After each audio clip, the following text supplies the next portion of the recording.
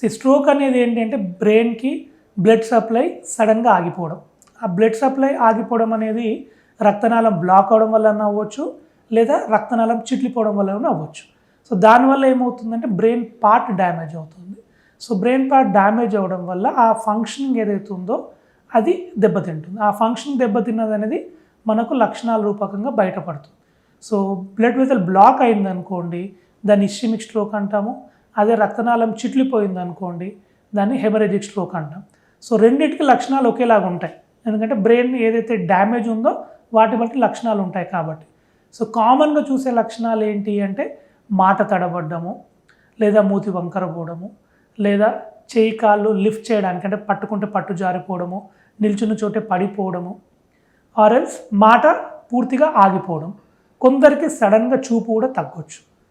And ఇంకొందరికి imbalance అంటే నడుస్తూనే imbalance అయిపోయి పడిపోవడము, విపరీతమైన కళ్ళు తిరగడము, తలనొప్పితో పాటు వాంతులు ఉండడం. సో ఇలాంటి లక్షణాలు ఎవరికైనా సడన్గా బయటపడినాయనుకోండి, దాన్ని మనం బ్రెయిన్ స్ట్రోక్ కింద కన్సిడర్ చేసి ఇమ్మీడియట్గా హాస్పిటల్కి వెళ్తే స్కాన్ చేసి ఏ రకమైన బ్రెయిన్ స్ట్రోక్ ఉందో డయాగ్నోస్ చేసి దాన్ని బట్టి ట్రీట్మెంట్ ఆప్షన్స్ అనేది ఇవ్వాల్సి ఉంటుంది.